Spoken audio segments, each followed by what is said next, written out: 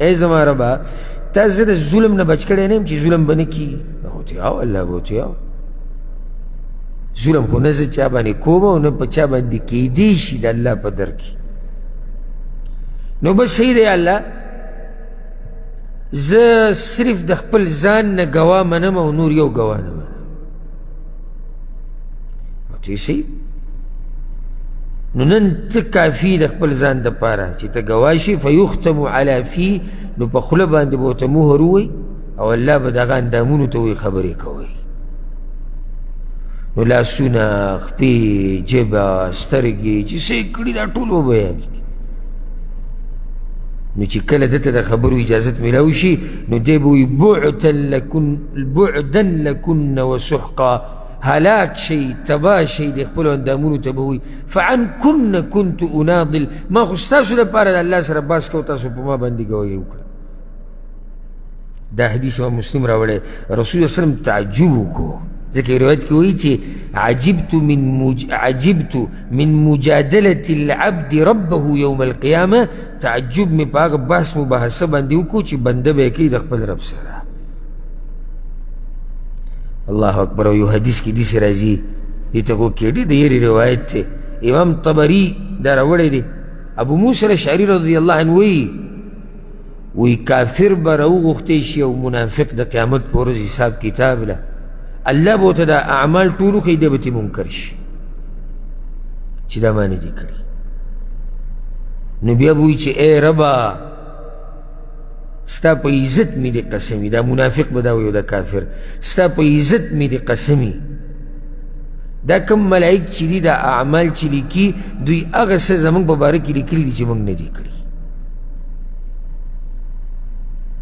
نو دغه ملک به ورته وایي دا په ملایکو کې چې کوم موکل دی په دې چې لیکل کې دا بد اعمال لیکي، ولې وایي تا په پلانې ورځ په پلانې ځای کې پلانې وخت کې دا کار نه و کړی؟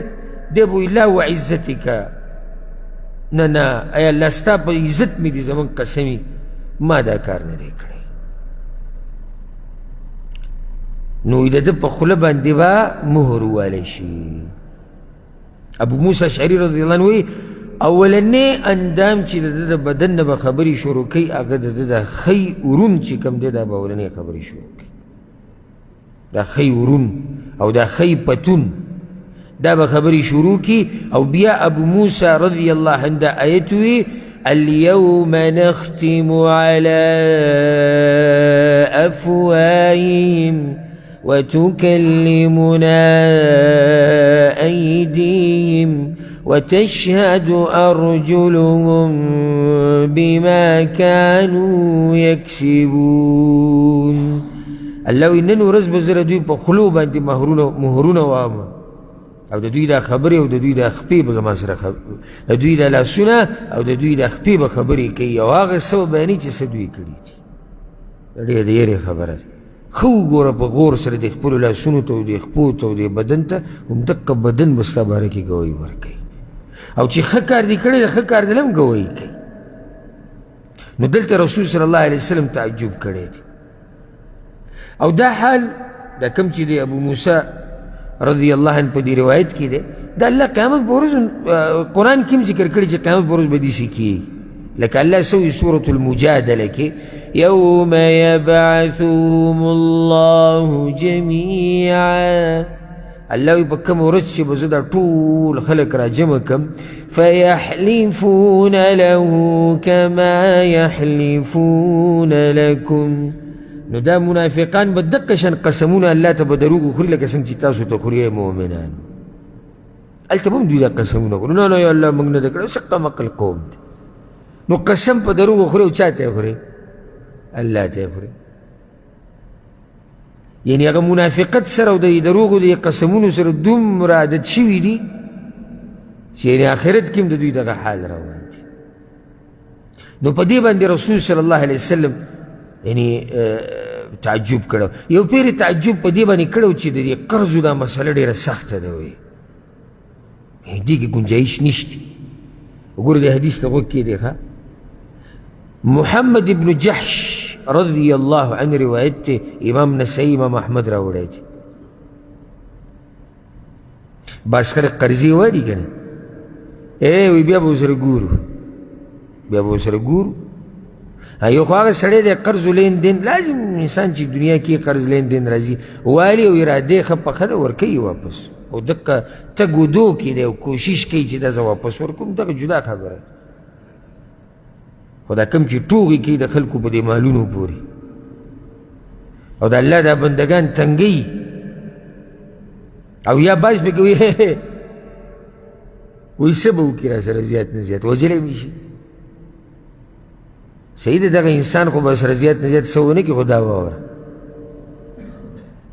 دی وایي دا محمد بن جحش رضی الله عنه وایي موږ یو ورځ د رسول صلی الله علیه وسلم سره ناستو، نو وایي دا سر یې اسمان ته اوچت کو، بره دا سر داسې کو او دا ورغوی یې راواغستو په دې تندي داسې کېښودو. دا خلک کله ږدي داسې چې وکړي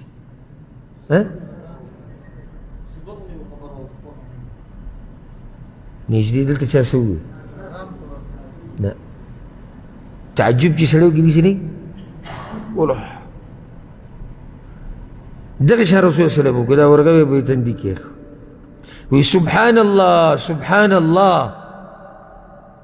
دا به هغه په تعجب کې ماذا نزل من التشدید، څه سخته مسله نازله شوې ده. وایي فسکتنا وفزعنا، موږ غلي شو او موږ ډېر په غم کې شو، ویرېدو غلي شو څه یې نه شو ویلی، په غم کې شو چې آخر دا کومه سختي را نازله شوې ده. فلما كان من الغد سباوي ما رسول الله صلى الله عليه وسلم تبوزو يا رسول الله ما هذا التشديد الذي نزل، دا كم السختي دا جنازله شوي ده.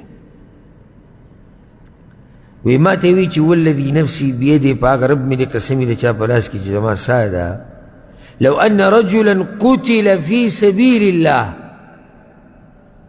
یو سړی ووجلی شو د الله په لار کې، د الله په لار کې چې ووجلی شي صحیح شهید دی. ګوره یو سړی که چېرته د الله په لار کې ووجلی شو ثم احیي، بیا الله را ژوندی کو، ثم قتل بیا مړ شو، څو پیرې مړ شو؟ دوه پیرې. ثم احیي بیا الله را ژوندی کو، ثم قتل بیا مړ شو، څو شو؟ درې. وعلیه دین، او په ده باندې قرضي، ما دخل الجنة حتى يقضى عنه دینه، د هغه وخته پورې جنت ته نشي تللی چې څو پورې دا قرض نه ورکړی شي. څو پیرې شهید شوی؟ درې پیرې. نو دا تعجب رسول صلی الله علیه وسلم کړی چې یعنې دا د ډېره سخته مسله نازله شوې ده. دغه شان د بعضو مخلوق د ملګرو د پردو کارونو ته یې کتلي ده او تعجب یې کړی دی کله نه کله رسول صلی الله علیه وسلم.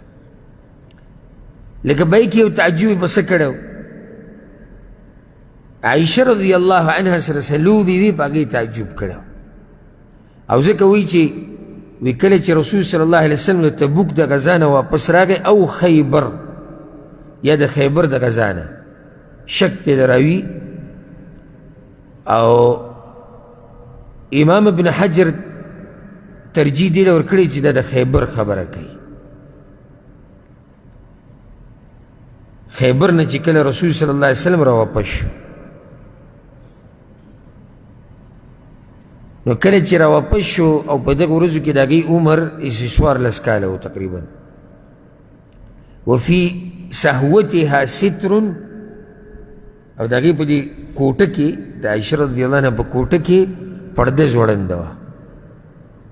دا پرده داسې المارۍ ته کړکۍ ته ځوړنده وه. فكشفت فهبت ريح، سیلۍ راله فكشفت ناحية الستر عن بنات لعائشة لعب. نو هغه پرده چې اوچته شوه نو دغې کې د عایشه رضی الله عنها لوبې پرتې وي، لکه دا نینځکې او دا قصې چې دا جنکۍ په دې باندې لوبې کوي، بلکې چې ښه ډېر عمر د جنکو بیا هم دا قسمه لوبې او دا شینې خوښ، دا د زنانو فطرت دی. رسول صلی الله علیه وسلم ورته ما هذا یا عایشه، عایشې دا دې سره جمع کړي دي؟ وی بنات دي، دا زما ګوډکي دي. په منځ کې یو اس ولیدو چې د هغه دوه وزرې وي، هغه وزرې ورله د کپړو نه جوړې کړې وي. نو رسول الله صلی الله علیه وسلم ته وی دا منځ کې څه دی؟ وی دا خو اس دی. نو وی دا دی د اس تنکتې څه دي؟ وی جناحان دی، د دوه وزرې. وی فرس له جناحان، د اس وزرې. تعجب یې وکړو. هغې ورته اما سمعت ان لسلیمان خیلا لها اجنحه، ولې تاسو نه دي اورېدلي چې سلیمان علیه السلام سره یو اس و د هغه دوه وزرې؟ فضحك رسول الله صلی الله علیه وسلم، په خندا شو. حتی رأیت نواجذه، دومره وخندل چې ما د هغه غاښونه ولیدو. دا حدیث امام ابو داود راوړی. نو تعجب یې په څه وکړو؟ اس په دې وزرو باندې. دغه شان تعجب یې کړی په دې باندې چې دا انصار په کجورو سخت مین دي. انصار چا ته ویلی کېږي؟ مدینې والا. او مدینې کې ټولې کجورې. اوس هم چې لاړ شي مدینې کې څه ځای په ځای د کجورو باغونه دي او د کجورو دکانونه دي. غټ تجارت په دنیا کې چې د کجورو کېږي، نو یو مشهور ځای د کجورو هغه بیا مدینه منوره ده.